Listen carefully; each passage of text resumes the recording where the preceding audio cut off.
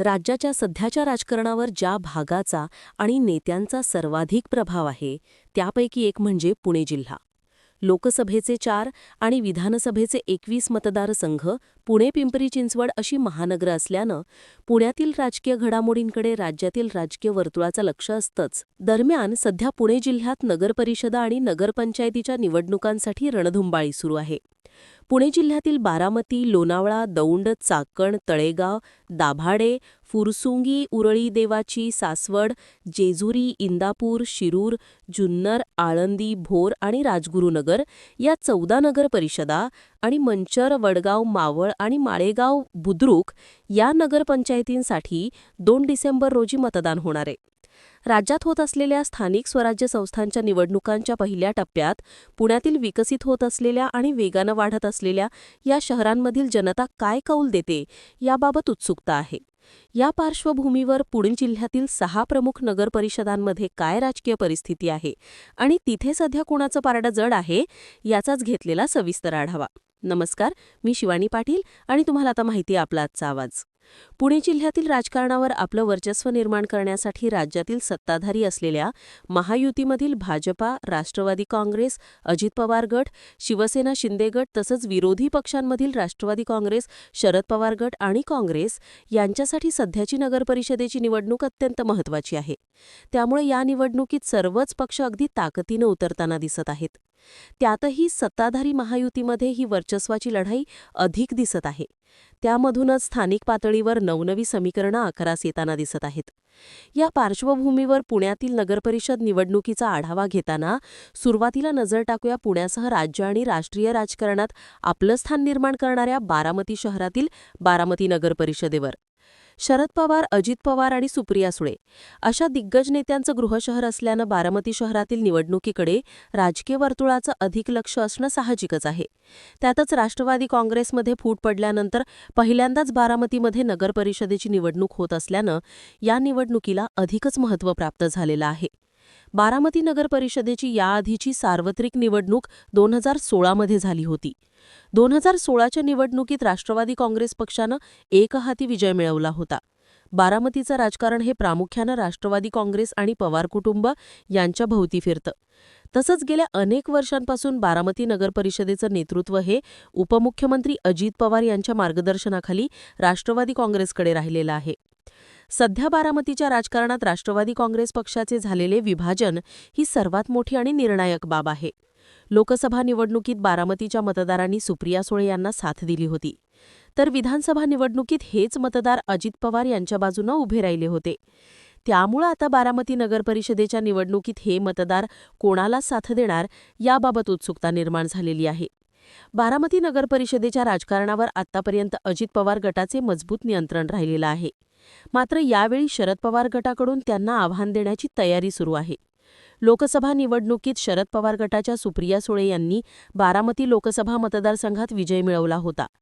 त्यामुळं शरद पवार गट येथे निश्चितपणे जोरदार लढत देऊ शकतो.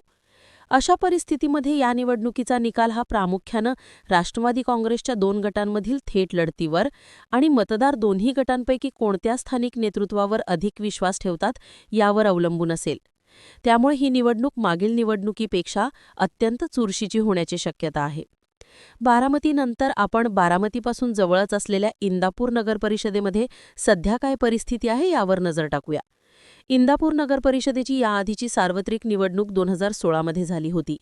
2016च्या निवडणुकीत राष्ट्रवादी काँग्रेस पक्षानं स्पष्ट बहुमत मिळवत इंदापूर नगरपरिषदेवर आपलं वर्चस्व स्थापित केलं होतं. इंदापूर विधानसभा मतदारसंघातील राजकारणावर राष्ट्रवादी काँग्रेसचे मंत्री दत्तात्रय भरणे आणि शरद पवार गटाचे नेते आणि माजी आमदार हर्षवर्धन पाटील या 2 प्रमुख नेत्यांचा प्रभाव आहे. दरम्यान यावेळच्या नगरपरिषद निवडणुकीत राष्ट्रवादी काँग्रेस विरुद्ध इतर सर्व असं चित्र दिसण्याची शक्यता आहे. इंदापूरमध्ये राष्ट्रवादी काँग्रेस अजित पवार गटामध्ये बंडखोरी झालेली आहे. राष्ट्रवादी काँग्रेसचे पुणे जिल्हा अध्यक्ष प्रदीप गारटकर यांनी पदाचा राजीनामा देत नगराध्यक्षपदाची निवडणूक लढवण्याचा निर्णय घेतलेला आहे. ते अपक्ष म्हणून निवडणूक लढवणार आहेत. तसंच राष्ट्रवादी, शरद पवार गट, भाजपा आणि शिवसेनेचा आपल्याला पाठिंबा आहे असा दावा त्यांनी केलेला आहे. आता हे पक्ष खरोखरच गारटकर यांना पाठिंबा देऊन इंदापूरमधील लढतीत रंग आणतात हे पाहणं उत्सुक्याचं असेल. मात्र त्यामुळे इंदापूर नगर परिषदेच्या निवडणुकीत वर्चस्व राखणं अजित पवार गटाला जड जाऊ शकतं आणि इथे धक्कादायक निकाल लागू शकतो. इंदापूरनंतर आपण दौंड नगर परिषदेतील परिस्थितीचा आढावा घेऊयात. दौंड नगर परिषदेची याआधीची सार्वत्रिक निवडणूक 2016 मध्ये झाली होती. 2016च्या निवडणुकीत राष्ट्रवादी काँग्रेस पक्षानं स्पष्ट बहुमत मिळवत दौंड नगर परिषदेवर आपलं वर्चस्व स्थापित केलं होतं.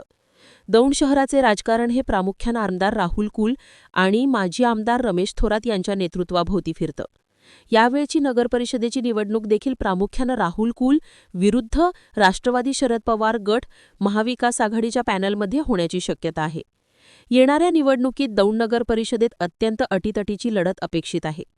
आमदार राहुल कुल यांच्या नेतृत्वाखालील पॅनेलला राज्यातील सत्तेचा आणि स्थानिक प्रशासनावरील सध्याच्या प्रभावाचा फायदा मिळण्याची शक्यता आहे. रमेश थोरात यांच्या नेतृत्वाखालील पॅनेलला मागील निवडणुकीतील नगरपरिषदेवरील वर्चस्वाचा आणि राष्ट्रवादीच्या पारंपरिक मतांचा आधार असेल. ही निवडणूक 50-50% लढतीसारखी आहे. लोणावळा नगरपरिषदेची शेवटची निवडणूक 2016च्या अखेरीस झाली होती. 2022मध्ये कार्यकाळ संपल्यापासून इथे प्रशासक कारभार पाहत आहेत. यंदाच्या नगरपरिषद निवडणुकीसाठी भाजपा आणि अजित पवार गटानं युती केल्याची घोषणा केली होती.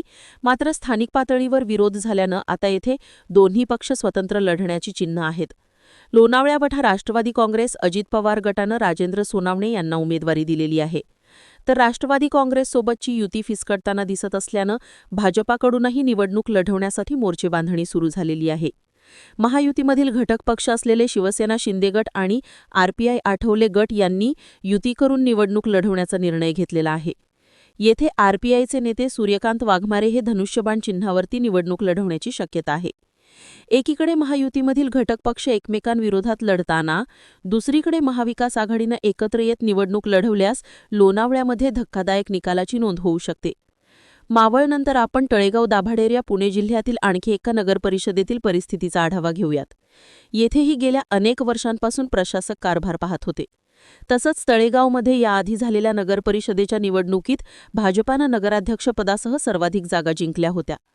त्यावेळी भाजपाकडून अजित पवार गटासोबत युतीसाठी प्रयत्न सुरू होते. मात्र लोणावळ्याप्रमाणेच तळेगाव दाभाडे येथेही भाजप आणि राष्ट्रवादी काँग्रेस अजित पवार गटामधील महायुती बरघळताना दिसतेय.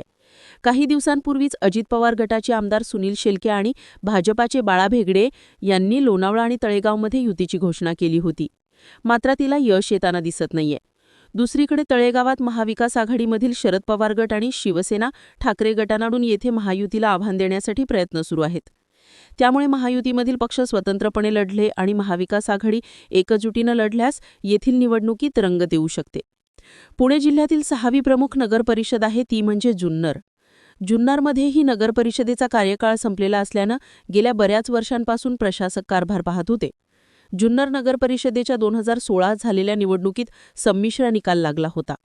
त्यावेळी शिवसेनेचे श्याम पांडे नगराध्यक्षपदावर निवडून आलेले होते, तर राष्ट्रवादी काँग्रेस सर्वात मोठा पक्ष ठरला होता. मात्र आता शिवसेना आणि राष्ट्रवादी अशा दोन्ही पक्षात फूट पडल्याने येथील समीकरणं पूर्णपणे बदलून गेलेली आहेत. सध्या स्थितीत जुन्नरमध्ये आमदार शरद सोनावणे आणि माजी आमदार अतुल बेनके यांच्या गटाचं वर्चस्व आहे. त्यामुळे यावेळी येथील स्थानिक समीकरणं कसा आकार घेतात यावर येथील निवडणूक पुढील वळण घेणार आहे. यानंतर आपण पुण्यातील औद्योगिक पट्ट्यातील नगरपरिषद असलेल्या चाकण नगरपरिषदेतील सध्याच्या राजकीय परिस्थितीचा आढावा घेऊयात. चाकणमध्ये याआधी झालेल्या निवडणुकीत शिवसेनेनं बाजी मारली होती. मात्र गेल्या 5-6 वर्षात राज्याच्या राजकारणात झालेल्या उलथापालथीचे पडसाद चाकणमध्ये पडलेले आहेत. सध्या स्थितीत चाकणमध्ये महायुतीमधील शिवसेना शिंदे गट विरुद्ध अजित पवार गट आणि भाजपा यांच्यात मुख्य लढत होण्याची चिन्ह दिसत आहेत. त्यातच चाकणमध्ये शिवसेना शिंदे गटाच्या नगराध्यक्षपदाच्या उमेदवार मनीषा गोरे यांना ठाकरे गटानं पाठिंबा जाहीर केल्यानं येथील लढत रंगतदार होण्याची शक्यता आहे. चाकणमध्ये भाजपाचे कार्यकर्ते आहेत, मात्र स्थानिक प्रभावी नेतृत्व नाहीये. तर काँग्रेस नाममात्र आहे. शरद पवार गटही म्हणावा तसा सक्रिय नाहीये. अशा परिस्थितीत शिवसेना शिंदे गट विरुद्ध राष्ट्रवादी काँग्रेस अजित पवार गट यांच्यातच प्रमुख लढत होईल. तसंच त्यामध्ये नगराध्यक्षपदासाठी ठाकरे गटानं दिलेला पाठिंबा निर्णायक ठरू शकतो. याशिवाय पुणे जिल्ह्यातील चाकण, फुरसुंगी, उरळी देवाची, सासवड, जेजुरी, शिरूर, आळंदी, भोर आणि राजगुरुनगर या 14 नगर परिषदा आणि मंचर, वडगाव, मावळ आणि माळेगाव बुद्रुक येथेही पुढील काही दिवसात राजकीय चित्र स्पष्ट होणार आहे. त्यात भाजपा आणि राष्ट्रवादीचे अजित पवार गट आणि शरद पवार गट यांची भूमिका महत्त्वाची ठरणार आहे. आता पुणे जिल्ह्यातील वर उल्लेख केलेल्या प्रमुख नगरपरिषदांसह उर्वरित नगरपरिषदांमध्ये कुणाचं वर्चस्व राहील याबाबत तुम्हाला काय वाटतं हे तुम्ही आम्हाला कमेंटच्या माध्यमातून कळवा. आणि हा व्हिडिओ आवडला असेल तर लाईक आणि शेअर करा. तसंच आपल्या आजचा आवाज या यूट्यूब चॅनलला सबस्क्राईब करायला विसरू नका. धन्यवाद.